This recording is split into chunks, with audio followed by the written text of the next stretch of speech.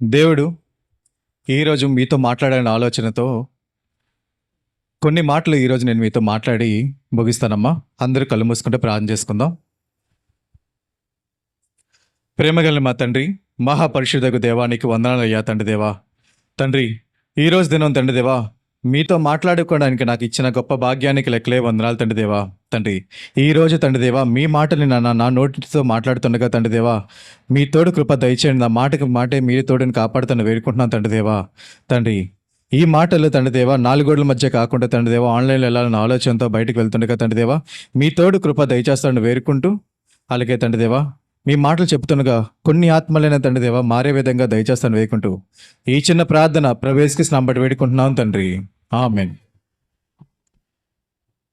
అమ్మ, ఈరోజు మాట్లాడే మాట మన హృదయం కోసం మాట్లాడుకుందాం. అమ్మా, మన హృదయం దేవునికి ఎట్టి విధంగా మనం ఇస్తున్నాం, ఆ ఇచ్చే హృదయం దేవునికి నచ్చే విధంగా ఉందా లేదా బాధ కలిగే విధంగా అనే విషయం కోసం కొంచెంసేపు ఉండి మాట్లాడుకుందాం. ఎక్కువసేపు మాట్లాడను, కొంచెంసేపే మాట్లాడతా. బోరింగ్ కొట్టించే మాటలైతే మాట్లాడను, ఓకేనా? మనం ఏదైనా మాట్లాడేది ఏదైనా ఉన్నా బైబిల్లో ఉన్నదే మాట్లాడతా. బైబిల్లో లేనివి ఓన్ గ్లింప్సెస్ కానీ సొంతవి కానీ ఏది మాట్లాడకుండా బైబిల్ ఉన్నవే మాట్లాడాలని మీ దగ్గరికి వచ్చానమ్మా. ఈరోజు దేవుడు ఏమంటున్నాడు తెలుసా? మనుషుల కోసం, వారి హృదయాల కోసం చెప్తున్న మాటలు ఈరోజు మీతో మాట్లాడేది దేవుడు మాట్లాడుతున్నాడమ్మా. మీరు వినాలన్న ఆలోచనతో చెప్పే మాటలు అవి. ఆదికాండం 6వ అధ్యాయం 5వ వచనం తీయండి ఒకసారి.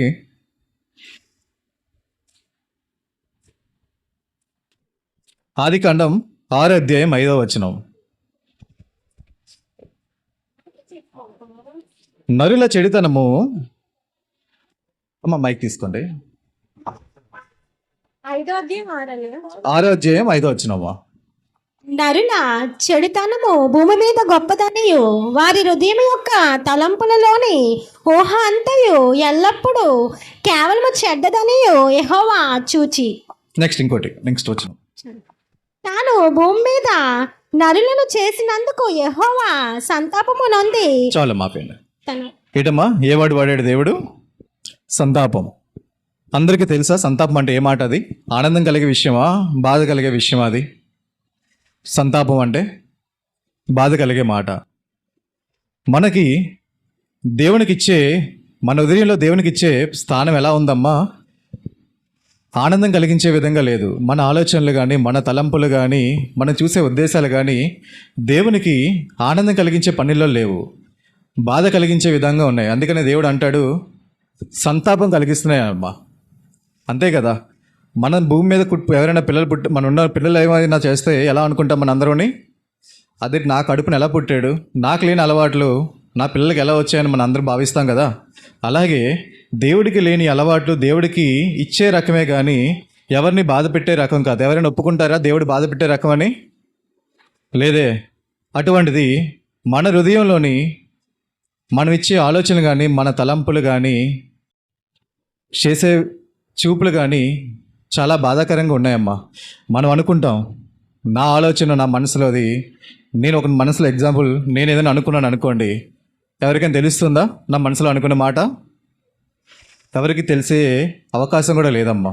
ఎందుకంటే నా మనసులో నేను అనుకున్న మాట ఏదో వ్యర్థమైన మాట ఏదో అనుకుంటా, ఓకేలే నేను అనుకున్నాను, ఇంకెవరికి తెలియదు, నా పక్క వారికి ఎవరికి తెలియలేదు, అంతేనా? కానీ నువ్వు నేను మర్చిపోయింది ఏంటంటే మన మనసులను ఎరిగిన దేవుడికి కూడా నువ్వు ఏదైతే ఆలోచిస్తున్నావో, ఏదైతే నువ్వు అనుకుంటున్నావో దేవుడు అనేవాడు కూడా వింటున్నాడని నువ్వు మర్చిపోతున్నావు అమ్మా. దేవుడు వింటి వదిలేస్తాడా? వదలడే కదా. నువ్వు చేసే ప్రతి మాట, నువ్వు చేసే ప్రతి మంచి కానీ మంచి చెడు కానీ దేవుడి గ్రంథంలోని రాసుకుంటాడు.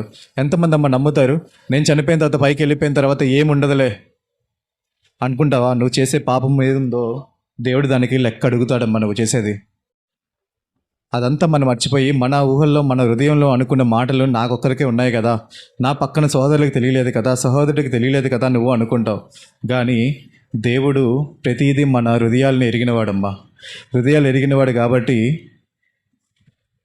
ప్రతిదీ లెక్క అప్పచెప్పాల్సి వస్తుంది. ఒకప్పుడు మనుషులు బతికింది ఎన్ని సంవత్సరాలమ్మా? 120 సంవత్సరాలు బతికాడు, అవునా? నోవాహు కాలంలోని 120 సంవత్సరాలు బతికాడు. ఎక్కువ తక్కువ మాది ఎక్కువే. ఇప్పుడు ఎంతకాలం మనం బతుకుతాం? ఎవరైనా గ్యారంటీ ఇవ్వగలరా? నా సంవత్సరాలు 80 సంవత్సరాలు 90 సంవత్సరాలు బతుకుతారని? నువ్వు తినే తిండి అంతా విషం కలిగిన ఫుడ్ తింటున్నారమ్మా. కానీ ఒక మంచి తిండి ఏంటంటే మన బాడీ ఏదైతే ఉందో దాన్ని మనం ఇన్హెరిట్ చేసుకుంటుంది, అంటే అనుకూల విధంగా చేసుకుంటుంది. కాబట్టి ఇంకా మనం బతుకున్నాం.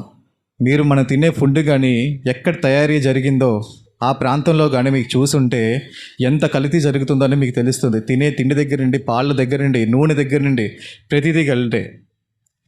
మీరు హైదరాబాద్లో ఎవరైతే ఉన్నారో వాళ్ళకి తెలుస్తుందమ్మా. మ్యానుఫ్యాక్చర్ అయిన యూనిట్కి ఎవరైనా వెళ్ళారనుకోండి, ఎంత ఘోరంగా ఉంటుందంటే చాలా ఘోరంగా ఉంటుంది. ఒకరోజు ఎలా అంటే పేస్ట్ చేస్తారు కదా, ఏంటది జింజర్ పేస్ట్ చేస్తారు కదా, ఆ ప్రాంతానికి వెళ్ళా. ఆ ప్రాంతంలో చూస్తే ఎలా ఉందంటే బాత్రూంలో కూడా ఉండదు, అంత ఘోరంగా వాళ్ళు తయారు చేసింది మనకి ప్యాకెట్లు ఇస్తుంటే తింటున్నాం. ఇంకా నేను తయారు చేసినప్పుడు చూడలేదు, చేసిన తర్వాత చూసినప్పటికే నాకు అంత భయంకరంగా అయ్యింది. అంటే మనం తినే తిండి అంతా భయంకరమైన తిండి తింటున్నాం. అయినా సరే మనం ఇంకా బతికున్నామంటే దేవుడు మనకి ఇచ్చిన గొప్ప బహుమానం అది. మన శరీరం మామూలు శరీరం కాదమ్మా. నీకు ఏ విధంగా నువ్వు ఏ క్లైమేట్లో ఉన్నావో, ఏ పరిస్థితులు ఉన్నావో ఆ విధంగా నీకు బాడీ ఇన్హెరిట్ అయ్యి ఆ బాడీ అలా కంప్రెస్ అవుతుంటుంది నీది జీవితం అనేది. కానీ నోవాహు కాలంలో ఉన్నట్టు 120 సంవత్సరాలు మనకి ఒకప్పుడు ఉన్నవారు ఏం చేశారమ్మా? వాళ్ళందరూని హృదయాన్ని కఠినపరుచుకున్నారు. నోవాహు ఒక ఓడను తయారు చేసుకున్నప్పుడు ప్రతి ఒక్కరూ చూసారా లేదా? చూసే ఉంటారు. అందరూ నోవాహుని చూసి నవ్వేవారు, ఏ పిచ్చివాడు ఏదో చేస్తున్నాడులే అని. మీ అందరికీ చెప్పాను కదా, దేవుని ప్రేమ ఎట్టి విధంగా ఉంటుందో దేవుని కోపం కూడా అలాగే ఉంటుంది. ఆ నోవాహు జలప్రవాహము తేవడానికి దేవుడు ఎంత మనసుకు బాధ కలిగితే కానీ ఆ ఉద్దేశంతో ఆ ఆలోచన తీసుకోవడమ్మా. అంతే కదా, మన పిల్లల చేతిలో ఎప్పుడైనా చెప్పుకుంటారు మీరు ఎవరైనా? కానీ భూలోకంలో కూడా మనం పేపర్లు చదువుతున్నప్పుడు తండ్రి కొడుకుని చంపడం, కూతురిని చంపడం అంటే వాళ్ళు ఏదో ఎంతో కఠినమైన పని చేస్తే కానీ అలాంటి ఆలోచనలు మన అందరం అనుకుంటాం. తండ్రి ఇలా చంపుకున్నట్టు నవ్వుతాం, కానీ అంత కఠినమైన నిర్ణయం తీసుకున్నట్టు దాని వెనకాతల ఏదో చాలా బాధ కలిగే పని ఏదో ఉంటుందమ్మా. కానీ దేవుడు కూడా వాళ్ళ పిల్లల్ని అందరినీ నాశనం చేయాలని అనుకున్నాడంటే ఒక్కసారి అర్థం చేసుకోండి ఎంత బాధ పెట్టారో నోవాహు కాలంలో. నోవాహు ఎంతో ట్రై చేశాడమ్మా వాళ్ళందరినీ కాపాడాలని. ఆ ఓడ ఎక్కేటప్పుడు కూడా ఆ చిన్న చినుకులు పడలేదు. ఎంత చినుకమ్మా? చాలా పెద్ద చినుకులు పడ్డాయి. అక్కడున్న వాళ్ళందరూ ఏమయ్యారంటే ఆశ్చర్యపడిపోయారు, ఏంటి ఎప్పుడు లేని వర్షం ఏంటి ఎంత ఘోరంగా వస్తుంది. ఆ సమయాన్ని ఆలోచించడం మొదలుపెట్టారు, నోవాహు చెప్పింది నిజం అవుతుంది ఏమో అని. కానీ ఆ ప్లేస్లోని నోవాహు ఉంటే అందరిని ఎక్కిస్తాడని భయంతో ఏం చేశాడు? దేవుడు ఇన్వాల్వ్ అయ్యి ఎంతమంది అయితే ఎన్ని జంతువులు అయితే రావాలో అక్కడి వరకు ఉంచి ఆ డోర్స్ క్లోజ్ చేశాడమ్మా అది. కానీ ఒకప్పుడు వారి హృదయాల్ని ఇట్టి విధంగా కఠినపరుచుకున్నారో ఇప్పుడు మనుషులు వాళ్ళ హృదయాలు ఏమైనా నార్మల్గా ఉన్నాయంటే లేదమ్మా, ఇప్పటి వారు కూడా అదే కఠినంతో ఉన్నారు. దేవునికి నచ్చే విధంగా, దేవుని ఆలోచన విధంగా తెలుసుకొని ఎవరైనా బతుకుతున్నారంటే లేదు. మన చుట్టుపక్కల మన ఇంటి పక్కన ఎవరైనా ఉన్నవారు తిండి తినట్లేదు, డబ్బులు లేక ఏదో బాధపడుతున్నారు. మనకి ఏ విధంగానమ్మా కడుపుకి అన్నం తినాలనిపిస్తుంది చెప్పండి? మన ఇంట్లో వాళ్ళు ఎవరైనా, మన సోదరులు ఎవరైనా బాధల్లో ఉన్నారు, వాళ్ళు ఎదురుగా పెట్టుకొని మనం తినగలమా? కానీ మనం ఎలా ఉన్నాం? వారి మనకేం సంబంధం లే, నా కుటుంబం, నా పిల్లలు బాగున్నారా, నా హస్బెండ్ బాగున్నారా, చాలు, నా హస్బెండ్ జీవితం బాగుంది, నా ఫ్యామిలీ హ్యాపీగా వెళ్తుందని. ఒకటి గుర్తుంచుకోనమ్మా, ఈ ఉదయకాలం సాయంకాలం కూడా ప్రార్థన పెట్టినప్పుడు మేము పాల్గొనడానికి కారణం ఏంటంటే ఒకే కారణం, ఏదో సంఘం పెట్టాను కదా యాజ్ ఏ బాధ్యతగా నేను ఉండాలని లేదు. ఎందుకంటే నేను ఉండేది ఈరోజు నా పరిస్థితి బాగుంది, ఏ రోజు నా పరిస్థితి బాగోదో తెలియదు. దేవుడికి వ్యతిరేకంగా నేను వెళ్తే నా జీవితం ఏ రోజైతే మళ్ళీ కిందకి వెళ్తుందని భయంతోనే ఆ కార్యక్రమంలో పాల్గొనడం. చాలామంది ప్రార్థన చేస్తున్నాం, చాలామంది అయితే ఆ ప్రార్థనలో చాలామంది కనబడిపోయేసి బాధ అనిపించింది. తర్వాత నెమ్మదికి ఒక్కొక్కరు యాడ్ అవ్వడం జరిగింది. ఎందుకంటే మీకోసం ప్రార్థన చేస్తున్నప్పుడు మీరే లేకపోతే ఎలాగమ్మది? మీకోసమే ప్రార్థన పెట్టుకునేది, మీ ఆలోచన కోసమే. ఒక్క గంట పని కాదు, ప్రార్థన అయిపోయిన తర్వాతనే పోనీ నా వల్ల కావట్లేదని పడుకోండి కావాలంటే. కానీ ఆ ప్రార్థనలో మీకోసం అనేవి సమయం కేటాయించి 5 గంటలకి లేగడం అంటే ఎంత కష్టం మీకు తెలుసా? నాకైతే చాలా కష్టం అమ్మా. నేను లేచే టైం ఎప్పుడు 8 గంటలే. కానీ ఎందుకు లేస్తున్నానంటే నాకు భయం దేవుడి మీద. అక్కడ కార్యక్రమం అవుతుంటే నేను ఇక్కడ పడుకుంటే రేపటి రోజున నా జీవితం ఏమవుతుంది? ఎంతసేపు అమ్మ జీవితాలు తారుమారు అవడానికి? క్షణం చాలు తారుమారు అవడానికి. ఆ ఒక్క భయం నా తల్లిదండ్రులు నేర్పింది ఒకటే, దేవుడి విషయంలో ఎప్పుడైనా అజాగ్రత్తగా ఉన్నావా అది నిన్ను పైకి తీల్చలేని విధంగా దేవుడు చేస్తాడమ్మా. చెప్పాను కదా, ఎంత కరుణామయుడో అంత కోపిష్టోడు కూడా దేవుడిని. ఆయనతో మంచిగా ఉంటే నిన్నెక్కడికో తీసుకెళ్తాడు, రాజుల కన్నా గొప్ప ప్లేస్కి తీసుకెళ్తాడు. అదే అతనికి కానీ నువ్వు చాత ఎగరేసుకొని నాకేం కాదులే అనుకొని ఎగిరావా, నీ అకౌంట్లో డబ్బులు ఉన్నాయి బాగా, నాకేం కాదులే భూములు ఉన్నాయి అంటావా, కానీ ఏదో ఒక రోజు ఏ విధంగా అవుతుందో తెలియదు, ఏ సాఫ్ట్వేర్ మారుతుందో తెలియదు, ఏ కబ్జా చేస్తాడో తెలియదు, టోటల్గా జీరో చేస్తాడమ్మా. జీరో చేసిన వాళ్ళు చాలామంది ఉన్నారు. ఒకప్పుడు జయప్రకాష్ నగర్ పైన మేము చర్చి పెట్టేటప్పుడు ఆపోజిట్లో ఒక స్టీల్ ప్లాంట్లోనే ఒక లేడీ ఉండేది. సంఘానికి రండమ్మా అంటే వచ్చేది కాదు. స్టీల్ ప్లాంట్లో ఆవిడ చేసేది, మంచి డబ్బు సంపాదిస్తుంది. ఇప్పుడు పరిస్థితి ఏమైందమ్మా ఆవిడది? 2 కిడ్నీ ఫెయిల్ అయిపోయింది ఆవిడకి కూడా. ఎదురింగే చర్చు రామంటే గోల పెట్టింది, మీ సౌండ్ మాకు వస్తుంది అనుకోని. ఇప్పుడు ఏమైంది? ఆవిడ ప్రార్థనలు పెట్టించుకుంటుంది. ఇవి ఇక్కడ కదమ్మా, పాతన పైన పైన అక్కడ. దేవుడి కోపం ఎలా ఉంటుందంటే, వెళ్ళరా ఎంతవరకు ఎగురుతావు ఎగురు, నేను దింపేవాడు, నేను ఒకడున్నాను కదా దింపడానికి, అంతే. ఎవరైనా మనం టైం ఇవ్వగలమా, ఎన్ని సంవత్సరాలు బతుకుతామో అని? ఎవరైనా బాండ్ రాస్తారా? ఈరోజు అయిపోయింది, వచ్చేవారు నువ్వు కనబడతావని నీకు నమ్మకం ఉందమ్మా? ఉన్నంత కాలంలో దేవునికి సంతోషపెట్టేకరంగా, దేవునికి నచ్చే విధంగా నువ్వు బతకాలని దేవుడు ఎప్పుడు నిండో కోరుకున్నాడు.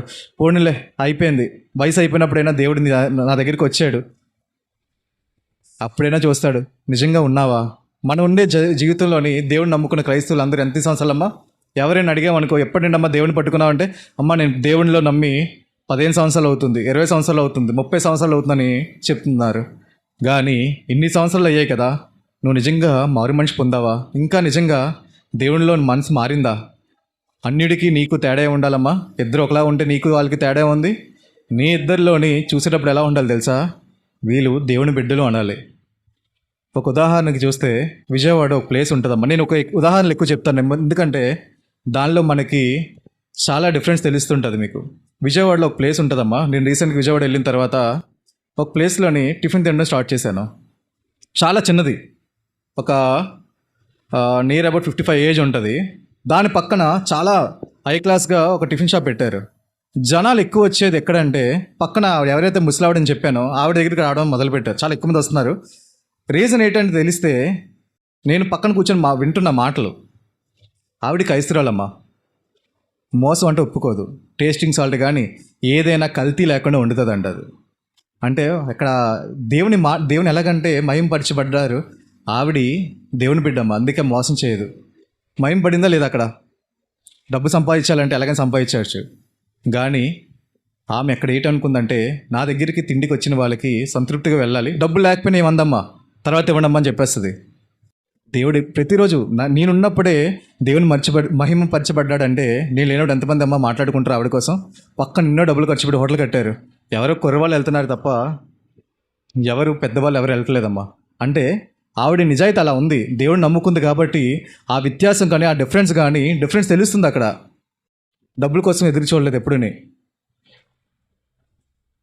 దేవునిలో మారిన తర్వాత, దేవునిలోని మనం నమ్ముకున్నాక, పరిశుద్ధులు అయ్యాక, నిత్య జీవానికి వెళ్ళేటప్పుడు మనం సిద్ధపడినప్పుడు మన జీవితాల్లో కొన్ని మార్పులు అనేది రావాలమ్మా. అవి రాలేదంటే నువ్వు ఈ రక్షణ భాగ్యంలో మారినా మనకి యూజ్ లేదమ్మా.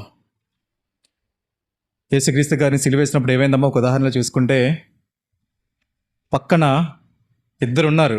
ఒకరు హృదయాన్ని కట్నం పరుచుకున్నాడు, ఇంకోటి ఏంటమ్మా దేవుని తెలుసుకున్నాడు. ఏం మాట్లాడాడు? కట్నం పరిచాడు. ఏమన్నాడు? నువ్వే దేవుడివైతే నువ్వు రక్షించు అని మమ్మల్ని కూడా కాపాడొచ్చు కదా అంటే, పక్కన ఎప్పుడు దేవుని మాటలు వినని వ్యక్తి ఏమన్నాడు? రే నువ్వు ఆపరా, నువ్వు నేను తప్పు చేసాం, పాపం చేశాం కాబట్టి శిక్షణ పొందుతున్నావు, ఏ పాపం చేయని అతనేం చేశాడు అనేసరికి దేవుడు ఏమైందమ్మా అక్కడ? ఏమన్నాడు? నేడు నాతో కూడా పరదేశంలో ఉందని మాటని ఇచ్చాడంటే, ప్రతి దానికి ఒక ఇంటర్లింక్ అమ్మా. ప్రతిదీ ఇంటర్లింక్. యేసుక్రీస్తు గారు సిలువ మీద ఎందుకున్నాడు అనే దానికి ఒక ఉదాహరణలు అవే. ఎన్నో ఆ టైంలో ఒక ఆత్మ రక్షణ పడాలి అనే ఆలోచన ఉందేమో. మన కోసమనే కదా దేవుడు అన్ని సిలువలు వేసుకుంది, అన్ని కష్టాలు పడింది దేనికోసం? మన కోసమనే. మన బైబిల్ గ్రంథంలోని చాలామంది కథలు చదువుతూ ఉంటాం. చిన్నప్పుడు కథలు చదివేటప్పుడు, సండే స్కూల్ వెళ్ళేటప్పుడు నేను రాజుల కథలు అంటే బాగా ఇంట్రెస్ట్ చూపించేవాడిని. ఎందుకంటే ఇంట్రెస్టింగ్ ఉంటుంది నాకు ఫైటింగ్ కానీ అలాంటివని. అప్పుడు నాకు అర్థం కాలేదు, ఆ కథలు అంటే కథలనే చూసుకున్నాను కానీ మనం చదివే ప్రతి కథలోని కానీ ఒక నీతి అనేది కానీ లేదా మనం చేసిన పాపాలలోని నువ్వు ఈ విధంగా చేసావని ఎగ్జాంపులరీగా కొన్ని మాటలోని ఆ కథల్లో ఉంటాయమ్మా. అవన్నీ బైబిల్ ఏ విధంగా ఉంటుందో తెలుసా? మనం ఆనందంతో బైబిల్ ఓపెన్ చేసి చదివావా, నీకు ఎంతో ఆనందం కలుగుతుంటుంది. నువ్వు బాధతో ఉన్నప్పుడు నువ్వు బైబిల్ తీసోదు, నీకు ఏదొక్క సొల్యూషన్ అనేది బైబిల్ వస్తుంది. అవునా? ఏ విధంగా చూస్తే ఆ విధంగా మనకి బైబిల్ కనిపిస్తుంది. ఏదైనా ప్లేస్కి వెళ్ళాడు, ఏదైనా బొమ్మను చూడండి, నువ్వు స్ట్రైట్గా ఉంటే నీ కాసే చూసినట్టు ఉంటుంది, పక్కకి వెళ్ళండి నీ వైపే చూసినట్టు ఉంటుంది. అంటే బైబిల్ కూడా అలాగే ఉంటుందమ్మా. మూడంచెలు కలిగి ఖడ్గం, నీ ప్రతిదీ నువ్వు తీసుకునే దాన్ని బట్టి ఉంటుంది. ఏ మాటలు విన్నా సరే ఇది నా కోసం చెప్తున్నారేమో, నా మనసు కోసమే వస్తుందేమో అని తీసుకునే విధానం బట్టి ఉంటుంది. కానీ ప్రతి అవసరానికి, ప్రతి ఆలోచనలు, ప్రతి అవసరానికి కాలంలో కూడా మనకి ఉపయోగపడేది ఏంటంటే బైబిలే. ఎంతోమంది ఉరికి శిక్షకి సిద్ధమైన వాళ్ళు ఎంతమంది ఏం అడగలేదమ్మా, బైబిల్ని అడిగారు. హిందువుల దగ్గర నుండి ముస్లిం దగ్గర నుండి అందరూ చెప్తారు బైబిల్ గ్రంథంలోని ఉండేవి మంచి మాటలే తప్ప అవి కలిగిన వాక్యాలు ఏవి ఉండవని బైబిల్ గ్రంథంలోని వాళ్ళే చెప్పారమ్మా. చాలామంది హిందువులే చెప్పారు బైబిల్ గ్రంథం చదువుకుంటే చాలా మనశ్శాంతిగా ఉంటుంది అని. అవునా? ఎంతమంది చూడలేదు యూట్యూబ్లో కానీ అవన్నీ. ప్రభువైన దేవుని పిల్లారా, మనం దేవుని రక్షణ పొందిన మనం అందరము ఎట్టి విధంగా ఉండాలో, దేవునికి ఆనందం కలుగుతుందో లేదో అనే విషయాన్ని ఒక్కసారి ఆలోచించండి. సామెతల గ్రంథము 3వ అధ్యాయం 1 నుండి 6 వచనం చదవండి అమ్మ. ఎవరైనా 1 నుండి 6 వచనం చదవండి ఎవరైనా.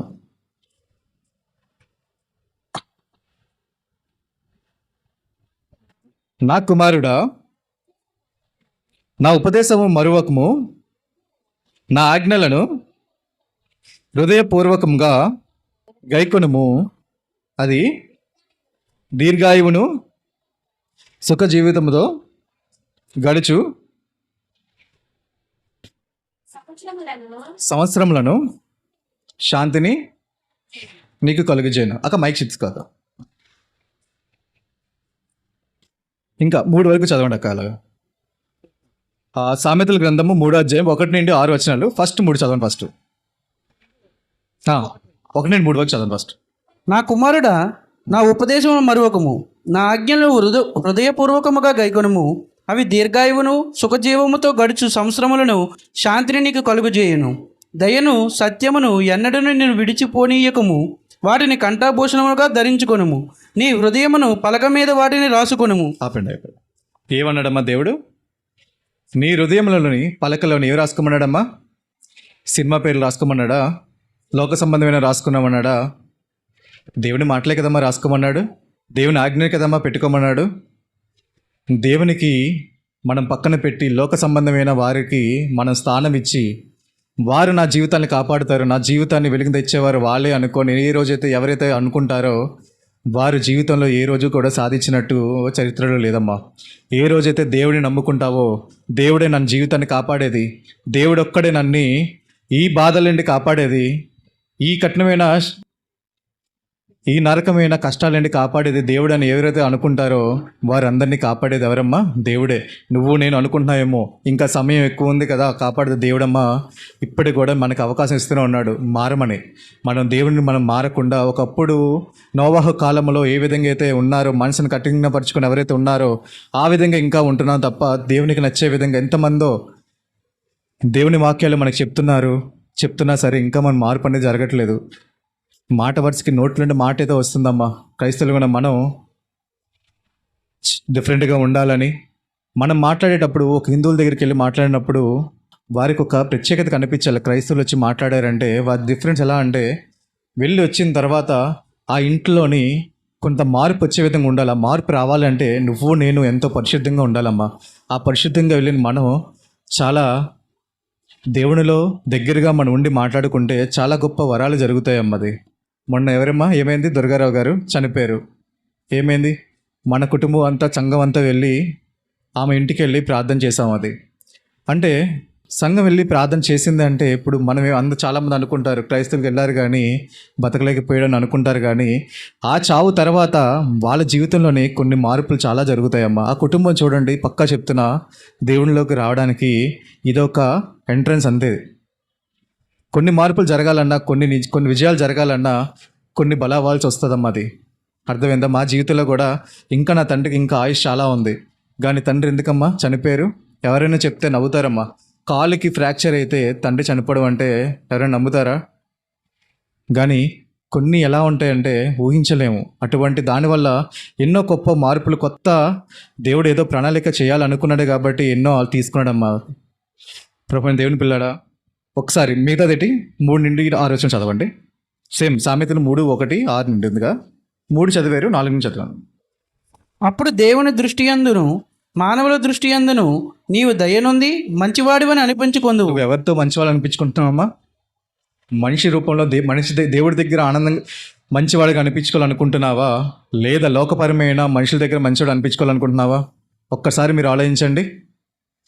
దేవుని కోసం బతుకుతున్నారా, లేదా నలుగురు చూస్తున్నారనేది బతుకుతున్నారా? చెప్పండి ఎవరైనా. మరి ఎవరైతే మీలో ఎవరైతే నలుగురు మనుషుల కోసం మీరు బతుకుతున్నారో దానికోసం బైబిల్ గ్రంథాన్ని పట్టుకోవడం అవసరం లేదమ్మా.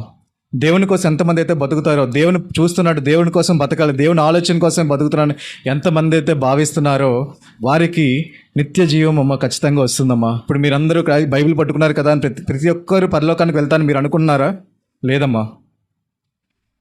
100 మంది క్రైస్తవులు కూర్చున్న ఒక్క అన్యుడిని కూర్చోబెట్టండి, దట్ ఈక్వల్ టు 100. దేవుడు చాలా ఆనందపడతాడమ్మా. అది మీరు ఎప్పుడైనా గమనించారో లేదో? ఒక అన్యుడు కానీ దేవుణ్ణి తెలుసుకున్న తర్వాత ఎట్టి విధంగా బతుకుతాడు తెలుసా మీకు? మీరెవరు పనికిరారు, నేనెవరు పనికిరామమ్మా. వాళ్ళకి తెలుసు దేవుడు అంటే ఎలా ఉండాలి, ఒక హోమం అంటే తెలుసు, ఒక పద్ధతి అంటే తెలుసు, కట్టుబాట్లు అంటే వాళ్ళకి తెలుసమ్మా. వాళ్ళు దేవుడిని తెలుసుకున్నాక దేవునికి ఇచ్చే విలువ ఎవరు ఇవ్వలేరు. అది ఉదయకాలం పూజ ఉంది అంటే 2 రోజుల నుండి చాలా జాగ్రత్తలు పడుతుంటారు. అటువంటి వారు దేవుని తెలుసుకున్నాక దేవునికి ఒక వాల్యూ ఇస్తారమ్మా. అది ఎవరికి సాధ్యం కాదు. అది ఆ విధంగా వాళ్ళు బతకడం స్టార్ట్ చేస్తారు. అందుకనే అన్యుడు కానీ లోకానికి దేవుని రక్షకుని తెలుసుకున్నాక చాలా గొప్ప ఘనత పొందుతుందమ్మా. అది వారు కానీ సువార్త కార్యక్రమంకి వెళ్ళారంటే నలుగురు చూస్తాను ఎప్పుడు ఆలోచించాడు. వాడు ఎలా అంటే ఒక లీనమైపోతాడు, అంతే. లీనమైపోయి దేవునిని ఆరాధిస్తూనే ఉంటాడు. ఆ విధంగానే ప్రతి క్రైస్తవుడు కూడా ఉండాలని దేవుని ఆలోచిస్తున్నాడు. ఎందుకు? దేనికి ఎక్స్పీరియన్స్ మనకి 15 సంవత్సరాలు, 20 సంవత్సరాలు, 30 సంవత్సరాలు దేనికి చెప్పండి? అది దేవుణ్ణి ఆనందించలేనప్పుడు. అమ్మా ఈరోజు వెళ్ళలేనమ్మా, అమ్మో చాలా ఎండలు ఎక్కువ ఉండే సువార్తకు నేను వెళ్ళలేనమ్మా. బాబోయ్, క్రైస్తవుడివి నువ్వు, ముందుండి నడిపించాల్సింది. ఒక ట్రైన్కి స్టార్టింగ్ ఇంజిన్ లేకపోతే ఏమవుతుందమ్మా? అది ఆ ట్రైన్ అంటారు ఎవరైనా? మరి క్రైస్తవుడు కానీ నువ్వు ముందుండి నడిపించాల్సింది నువ్వే వెనకడికి వెళ్ళిపోతుంటే ఎలాగది? నీ ఆరోగ్యం కోసం ఈరోజు నువ్వు ఉండిపోయావు, బాగానే ఉంది. వెళ్ళొచ్చే లోకలు నువ్వు ఉంటావో లేదో నీకు నమ్మకం ఉందా? సంపూర్ణమైన ఆరోగ్యం ఇచ్చాడమ్మా మనకి, మన కుటుంబానికి, అందరికీ. లక్షల కోట్లు మనకి ఇవ్వకపోయినా సంపూర్ణమైన ఆరోగ్యం ఇచ్చాడు. మన దాంట్లో ఎవరికైనా క్యాన్సర్లు కానీ భయంకరమైన జబ్బులు ఎవరికైనా ఉన్నాయమ్మా? లేవు కదా. ఎన్ని కోట్లు ఇచ్చినా ఒక ఇంజెక్షన్ ఉంటుందమ్మా, 16 కోట్లు. అది చాలామంది పిల్లలకు వస్తుంది. అది మన కుటుంబంలో ఎవరికైనా అటువంటి సమస్య ఉందా? దేవుడు ఇచ్చాడా మనకి? మరి మన దేవునికి ఇచ్చే టైం ఇదా? చెప్పండి. మన జీవితాల్లో చిన్న చిన్న సమస్యలు ప్రతి ఒక్కరికి ఏదో ఉంటాయి. మహా అంటే కోట్ల అప్పులు ఉన్నాయి, ఎవరికైనా లేవు కదా. ఏదో చిన్న సమస్యలు అవి, అంతే. వాటి కోసం అని మన జీవితాలని దూరం పెట్టుకొని, దేవునికి దూరం పెట్టుకొని, దేవుని చేసిన మేళ్ళు మర్చిపోతున్నాం. మొన్న మీకు చెప్పినట్టు లోకపరంగా ఎవరైనా సహాయం చేస్తే వారిని మనం కనపరుస్తాం, కానీ మనకి జీవితం ఇచ్చిన దేవుడిని మాత్రం దూరం పెట్టి ఆయనకి అసలు వాల్యూ ఇవ్వకుండా మనం ఒక చెప్పులు పెట్టినట్టు చెప్పుల స్టాండ్లో ఆయన పెట్టేశాము. అది ఎంతవరకు కరెక్ట్ చెప్పండి? మత్తయి సువార్త 15:18 వచ్చింది. కొంచెం మాటలు మాట్లాడుకొని క్లోజ్ చేద్దామమ్మా. మత్తయి సువార్త 15:18 వచ్చినామమ్మా.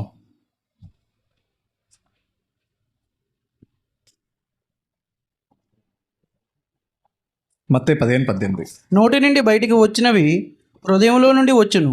నోటి నుండి బయటకు వచ్చినవి హృదయంలో నుండి హృదయం నుండి వచ్చును. ఇవే మనుషుని అపవిత్రపరచునని మీరు గ్రహింపరా? ఇవి అపవిత్రపరచుదని గ్రహింపరా అంటే మన నోటి నుండి వచ్చే మాట ప్రతిది ఎక్కడి నుండి వస్తుందమ్మా? అది అంటే హృదయం ఎలా ఉండాలి? ఎవరైనా వ్యక్తితో మనం మాట్లాడాం అనుకోండి, 5 నిమిషాలు 10 నిమిషాలు మాట్లాడాం, అతను మంచోడా కాదా అని ఏ విధంగా మనం చెప్పగలం? మాటలు బట్టే కదా. ఇంకే విధంగా చెప్తాం? మన Aadhaar card, PAN card, CIBIL చూస్తామా? లేదే. మాటలు పెట్టి ఈ కుర్రోడు చాలా మంచోడిలా ఉన్నారండి అంటే మనసు చాలా బాగుంది కాబట్టి బయటకు వచ్చే మాటలు కూడా అంతే పవిత్రంగా వస్తాయమ్మా. ఆ చూసే చూపులు కూడా అటువంటి పవిత్రంగానే వస్తాయి. మాటలు చూస్తే కొండెక్కేలాగా మాటలు ఉన్నాయి. చూపులు చూస్తే తేడాగా ఉంటే ఏముందమ్మా సంబంధం? అంటే హృదయం అనేది పాడయిందనే కదా. సో మనం మాట్లాడే మాటలు కూడా అంత నీటి బాగుండాలి అంటే నువ్వు ఎంత విధంగా దేవునిలో స్థానం ఇవ్వాలంటే దేవునికి నువ్వు ప్రేయటివ్ ఆటోమేటిక్గా నీ జీవితాన్ని మార్చేది ఆయనేనమ్మా. నువ్వు బైబిల్ చదవడం మొదలుపెట్టు, ప్రార్థనలో ఉండు, ఆటోమేటిక్గా నీ జీవితం అనేది ఒక దారిలో తీసుకొచ్చేవాడు ఆయనే. నీ వెనకతలు ఉండే కష్టాలు, నీ కనబడలేని ఎన్నో ఆపదల నుండి రక్షించేవాడు ఆయనేనమ్మా. అది ఏ రోజైతే నువ్వు ఆయన పక్కన పెట్టి నా లోకపరమైన పనులు, నా కుటుంబమే ముఖ్యం అనుకుంటావో చెప్పడం తప్పే, కానీ వాటిని నీకు లేకుండా చేసేవాడు ఎవరమ్మా? దేవుడు. దయచేసి మీ కుటుంబం బాగుండాలన్నా, నీ జీవితం బాగుండాలన్నా, వాళ్ళ కుటుంబం బాగుండాలన్నా ఎవరి చేతిలో ఉందమ్మా? అది నీ చేతిలోనే ఉంది. నువ్వు దేవునిలో ఎంతసేపు నువ్వు ఖర్చు పెడతావో, దేవునిలో విధంగా ఏ విధంగా నువ్వు అవకాశం ఇచ్చి దేవునికి మంచి హృదయం ఇచ్చి వారిని ఆదరిస్తావో ఆటోమేటిక్గా నీ జీవితం చాలా బాగుంటుంది. నీ జీవితంలో ఇంకా సమస్యలు పెరుగుతున్నాయంటే నిజంగా దేవుడిలో వారు కరెక్ట్గా లేవమ్మని అర్థం. అంతే. లేదు నువ్వు బాగా బతుకుతున్నావు అయినా నీకు సమస్యలు పెరుగుతున్నాయంటే నీ ఆరాధన చాలా బాగుంది. సాతాను అనేవాడు నిన్ను పరీక్షిస్తున్నాడు అంతే. కానీ ఆ పరీక్ష ఎంతవరకు అమ్మా? ఒకనొక టైం వచ్చేసరికి ఆమె కృపమేనా, వీలేనా? ఒకప్పుడు చిన్న డబ్బుల కోసం ఎంత ఆరాటపడేవారు, వీళ్ళు ఇంత బాగా సంపాదించి ఇంత బాగున్నారా, వాళ్ళ కుటుంబంతో ఇంత బాగున్నారా అని అనుకునే విధంగా ఉంటుందమ్మా. దేవుడిని ఏ రోజు కూడా తక్కువ అంచనా వేసుకోకండి. నీ జీవితాలు మారవేమో అని అనుకోకండి. ఇదేంటి అన్యులే బాగున్నారు, దేవుడిని నమ్ముకోలేని వాళ్ళే బాగున్నారు అని నువ్వు అనుకుంటామో, కానీ నీ జీవితం ఏ విధంగా ఉంటుంది? నీ ₹1,00,000 ఇచ్చిన తర్వాత నీకు కోలుకోలేని రోగం ఇచ్చాడనుకో, సరిపోదు కావాలా? అది బాగా డబ్బు ఉంది, నీకు అకౌంట్లో మంచి డబ్బులు ఉన్నాయి, ఒంటి నిండా రోగాలే, పర్లేదా? లోకపరంగా కూడా అలాగే ఉందమ్మా. చూడడానికి బాగానే ఉన్నాయి, వాళ్ళు తిరిగేదంతా హాస్పిటల్లోనే. ఇర్మియా గ్రంథం 17వ అధ్యాయం 9వ వచనం చూడమ్మా.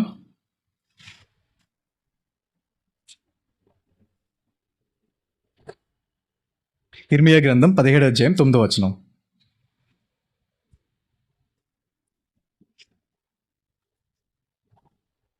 హృదయము అన్నిటికంటే మోసకరమైనది, అది ఘోరమైన వ్యాధి కలది, దాన్ని గ్రహింపగలవాడెవడు? ఓకే, దేవుడు ఏమంటున్నాడమ్మా తెలుసా? హృదయం అన్నిటికంటే మోసకరమైనది. ఏది బాగా మోసమైంది? నిన్ను మోసం చేసేదేటమ్మా? హృదయం. మోసం ఎక్కడి నుండి బయలుదేరుతుందమ్మా? నువ్వు ఎవరైనా మోసం చేయాలనుకోండి, నీకు ఎక్కడి నుండి రావాలి ఆలోచన? అది హృదయంలో రావాలి. ఇప్పుడు ప్రజెంట్ ఉన్న ఆర్గనైజేషన్లు ఎక్కడైనా ఎలా ఉన్నాయి? బాగున్నాయా? ఇప్పుడేదో జగన్ వచ్చిన తర్వాత కొన్ని ఆర్గనైజేషన్లోని లంచాలు తీసుకుని ఉన్నారు, కానీ మునుపటి ఎలా ఉండేవమ్మా? ఏ పని చేయాలన్నా మోసం, ఏమైనా ఫుడ్ తినాలన్నా, ఒక ఫుడ్ ఇన్స్పెక్షన్ పెట్టాలన్నా లంచం, ప్రతిదీ మోసమేనమ్మా. నీకు నిజంగా మోసం చూడాలంటే ఎవరైనా ట్రైన్లో ట్రావెల్ చేయండి, తెలుస్తుంది మోసం అంటే ఎలా ఉంటుందో తెలుస్తుంది మీ అందరికీ. చాలా ఘోరమైన మోసాలమ్మా అది. ఒక్కసారి నీ కళ్ళు మూసుకున్నావా జల్ల కొట్టి వెళ్ళిపోతారు ఒక్కొక్కరిని. అటువంటి మోసాలు జరుగుతుంటాయి అంతే. మీకు తెలియదు ఎంత ఘోరంగా ఉంటాయి అనేది. అంటే మోసం జరుగుతుందంటే ఎక్కడి నుండి వస్తుందమ్మా ఆలోచన? మన హృదయంలో వాళ్ళని మోసం చేయాలని అనుకున్నాము ఆలోచన వచ్చింది కాబట్టి మోసం జరుగుతుంది. ఒక దేవుని తెలుసుకోలేని వ్యక్తికి మోసం చేయాలని ఆలోచన వచ్చిందంటే దేవుని ఇంకా తెలుసుకోలేదు. మరి నీకు ఆ మోసం చేయాలని ఆలోచన వచ్చిందంటే దేవునిలో ఉన్నట్టా లేనట్టా? నిజంగా నువ్వు దేవుని రక్షణ మార్గంలో నువ్వు ఉన్నావా అనేది నువ్వే పరీక్షించుకోవాలమ్మా. మీరు బైబిల్ గ్రంథం ఓపెన్ చేయకండి, మామూలు చెప్తా. కీర్తన గ్రంథం 26 నుండి 2వ వచనం చూసుకుంటే, నువ్వు నేను ఎప్పుడైనా సరే దేవుని మనం అడిగావా? దేవా, నా హృదయం నిజంగా బాగుందా, నీకు నచ్చే విధంగా ఉందా, నువ్వు ఆనందపడే విధంగా ఉందా అని ఎవరైనా అడగగలరమ్మా? ఆనాడు దావీదు అడుక్కున్నాడు కాబట్టి దావీదు ఏమంటాడమ్మా? నా హృదయాన్ని ఎరిగిన వాడని దావీదుని అంటాడు. నా హృదయంలో ఉండేవన్నీ నీకు ఇచ్చే ప్లేస్ కానీ, నీకు ఇచ్చే సమయం కానీ నిజంగా బాగున్నాయా దేవా? ఏవైనా తప్పులుంటే చెప్పండి అయ్యా, నేను సరిదిద్దుకుంటానండి. మనం ఎప్పుడైనా అడుక్కున్నామమ్మా అలాగా? మన ప్రార్థనలోని మొదట స్టార్ట్ చేస్తాం, ఆఖరి వరకు ఏంటనుకుంటాం? అది నేను బాగుండాలి, నేనే బాగుండాలి, నా పిల్లలే బాగుండాలి, అంతేనా? ఏ రోజైనా నా చుట్టుపక్కల నిండి గడపలు ఉన్నాయి, వాళ్ళందరూ బాగుండాలి, వాళ్ళందరూ దేవుని జ్ఞానం తెలుసుకోవాలి అని ఎప్పుడేం ప్రార్థన చేసుకున్నావా? నేనైతే చేసుకోలేదమ్మా. ఇప్పుడు చేసుకుంటున్నాం, కానీ ఎప్పుడేం ప్రార్థన చేసుకోలేదు. నేను బాగుండాలి, నా ఎగ్జామ్ పాస్ అవ్వాలి, రేపటి దినానికి నా అకౌంట్లో డబ్బులు ఉండాలి, అంతే. కానీ ఏ రోజు కూడా మనం అలాగా ప్రార్థన చేసుకోలేదు. మన ప్రార్థన ఎలా ఉండాలమ్మా అంటే మనతో పాటు చుట్టుపక్కల వాళ్ళు కూడా అందరూ బాగుండాలని ఆలోచనతో ప్రార్థనలు చేసుకోవాలి. మన హృదయాలు కూడా ఏ విధంగా ఉండాలి అంటే ఒక క్రైస్తవులైన మనం దేవునికి నచ్చే విధంగా దేవుని ఆనందం కలిగిస్తుందమ్మా. అది ఏ రోజైతే నీ కోసం నువ్వు ఆలోచించుకుంటావో నీకు ఆనందం కలగదమ్మా. నువ్వు పక్క వారి కోసం ఆలోచించు. నీకు లేకపోయినా, తిండి లేకపోయినా, నీ దగ్గర డబ్బులు లేకపోయినా నీ డబ్బు తీసుకెళ్ళి వాళ్ళ ఆనందం కోసం నువ్వు కొంచెం ఖర్చు పెట్టు. నీకు వచ్చే ఆనందం చాలా డిఫరెంట్ అమ్మా. అది చాలా ఆనందం కలుగుతుంది. అది ఒకప్పుడు నేను ఏంటంటే నా కోసం నేను చూసుకునేవాడిని. ఏ రోజు ఒక్క రూపాయి బయటకు ఇవ్వడం అంటేనా, ఇప్పుడు ఏదో గాస్పల్కి అమౌంట్ ఇస్తున్నాను కానీ అసలు ఆ రూపాయి బయటకు ఇస్తే ఎంతో, మళ్ళీ ఎప్పుడు ఇస్తావు అంతే, ఎప్పుడు ఇస్తావు అంతే. కానీ దేవునిలో నిజంగా ఒక వచ్చిన తర్వాత ఏం చేసుకుంటా, ఈ శాలరీలను ఏం చేసుకుంటాను, మహా అంటే దాస్తాను అకౌంట్లోనే. దాచుకున్న తర్వాత ఏదో అవుతుంది. ఎన్ని స్కామ్స్ జరగట్లేదమ్మా. నిన్న నా ఫ్రెండ్కి 1,20,000 అకౌంట్లో నుండి మాయం. ఎలాగంటే అంతే, ఇంకా ఆన్లైన్లో అలాగే ఉన్నాయి. దాసుకో, ఎంత దాచుకుంటా దాసుకో, ఏమవుతుంది లాస్ట్కి. ఏ రోజు నీ దగ్గర నుండి నువ్వు ధనం ఎక్కువ అనుకుంటావో ఆ ధనమే ఇక్కడే పోతుందమ్మా. అది దానికి ఉదాహరణలే రానున్న రోజుల్లో చాలా భయంకరంగా ఉంటున్నాయి రోజులన్నీ. ఎంత అడ్వాన్స్గా మనం వెళ్ళాం అనుకుంటున్నామో ఆ అడ్వాన్సే మనల్ని అందరినీ నాశనం చేయడానికి సిద్ధపడుతుంది. ఒకనొకప్పుడు ఆ పల్లెటూరులే బాగుండేవమ్మా. ఏం కల్మషం లేని ఏదైనా పల్లెటూరుకి వెళ్తే అంతా ఆనందం కలిగిస్తుంటుంది. ఏ పొల్యూషన్ లేని ప్లేసు, ఏ సాఫ్ట్వేర్ లేనిది, ఏ సిగ్నల్ లేనిది, ఉండే మనిషి కూడా మహా అంటే ఇంకా సంవత్సరం ఉంటే 100 సంవత్సరాలు దాటే బతికే అవకాశం ఉంది అక్కడ. తిండి తిండి ఈ సిటీలో మనం ఉంటున్నాం, ఏం చేస్తున్నాం, మోసాల్లో మనం బతుకుతున్నాం. కానీ ఏంటంటే మన పిల్లల కోసం ఇక్కడికి వచ్చాం. కానీ దేవుళ్ళు కూడా ఉన్నామంటే దేవుని కోసం బతకాలనే ఆలోచన ఈ సిటీలో ఉన్నప్పుడు మనతో పాటు ఉన్నవారు ప్రతి ఒక్కరు దేవునిలో తెలుసుకోవాలనే ఆలోచనతో మన అందరం బ్రతికితే దేవుడు ఎంతో ఆనందిస్తాడమ్మా. ఆ విషయాన్ని మనం మర్చిపోతున్నాం ప్రతి ఒక్కరు. ఆ దేవుణ్ణి నువ్వు ఎంతైతే ఘనపరుస్తావో, ఎంతైతే మహిమపరుస్తావో, ఆ దేవుడి కోసం ఎంతైతే అవమానం పరుస్తావో, దేవుడు పడే బాధ కన్నా నీ బాధ పెద్ద కష్టం కాదమ్మా. దేవుడిని అర్థం చేసుకొని దేవుని ఆలోచనలు మనం ఒక్కసారి గుర్తుంచుకుంటే మన జీవితాల్లో ఎన్నో గొప్ప మార్పులు చేకూరుతాయని మీ అందరికీ చెప్పుకుంటూ ముగిస్తున్నానమ్మా. అందరం